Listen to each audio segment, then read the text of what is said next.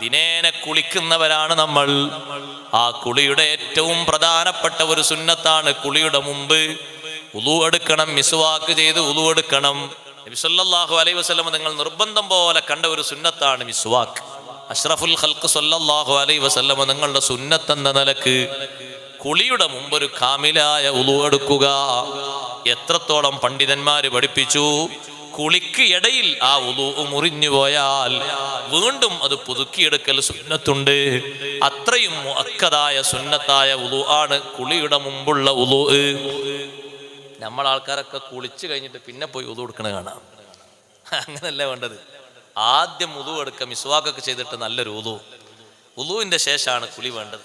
തങ്ങളെ അനുധാവനം നമ്മളിങ്ങനെ ശീലമാക്കുക. ഓരോ കൊല്ലം ഓരോന്നും നമ്മളെ കൊണ്ട് ജീവിതത്തിലേക്ക് ഇങ്ങനെ തുന്നിച്ചേർക്കുക. ജീവിതത്തിലുള്ള സുന്നത്തുകളെ കൂട്ടത്തിൽ 10 ദിവസമാകുമ്പോൾ നമ്മുടെ ജീവിതത്തിൽ, നമ്മുടെ ശരീരത്തിൽ ഓരോ 10 ദിവസമാകുമ്പോഴും വെള്ളിയാഴ്ചയോ വ്യാഴാഴ്ചയോ തിങ്കളാഴ്ചയോ നഖം മുറിക്കുക.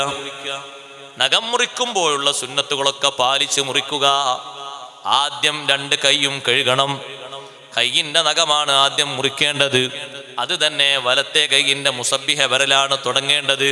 മുസബ്ബിഹ വിരൽ തുടങ്ങിയിട്ട് ചെറുവിരലിൽ അവസാനിപ്പിക്കണം. പിന്നെ തള്ളവിരൽ മുറിക്കണം. അങ്ങനെയാണ് തുടക്കം. ഈ 3 ദിവസങ്ങളാണ് അതിന് പരിഗണിക്കേണ്ടത്. വ്യാഴാഴ്ചയും തിങ്കളാഴ്ചയും വെള്ളിയാഴ്ചയും. ആ 3 ദിവസങ്ങളിൽ ഈ ശ്രേഷ്ഠമായ സുന്നത്ത് ചെയ്യുമ്പോൾ കൈയും കാലും മുറിക്കുന്നതിൻ്റെ മുമ്പ് കഴുകണം.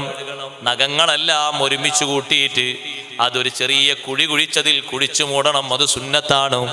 ഈ സുകൃതം ചെയ്തതിന് നാളെ ആ സ്ഥലം അല്ലാഹുവിങ്കൽ വന്ന് സാക്ഷിയാകും. സ്ത്രീകളുടെ നഖങ്ങളും മുടികളും ശരീരത്തിൽ നിന്ന് വേർപിരിയുന്നത് അത് കുഴിച്ചിടൽ നിർബന്ധവുമാണ്. സഹോദരങ്ങളെ, സ്വകാര്യ ഭാഗങ്ങളിലെ മുടികൾ അതും ശരീരത്തിൽ നിന്ന് നീക്കേണ്ടതാണ്. അതിന് വെച്ചിരിക്കുന്ന അവധി 40 ദിവസമാണ്. ഓരോ 40 ദിവസമാകുമ്പോ ആ ശുചീകരണ പ്രക്രിയകളും നടത്തണം. അതും സുന്നത്താണ്.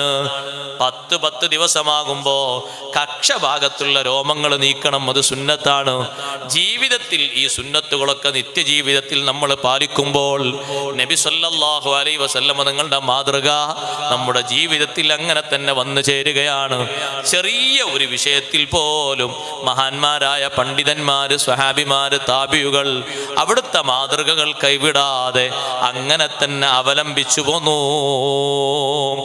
ആ മാതൃകകൾ അങ്ങനെ സൂക്ഷിച്ചപ്പോ നബി സല്ലല്ലാഹു അലൈഹി വസല്ലം തങ്ങൾ എല്ലാ സന്ദർഭങ്ങളിലും അവർക്ക് സഹായത്തിനുമെത്തി.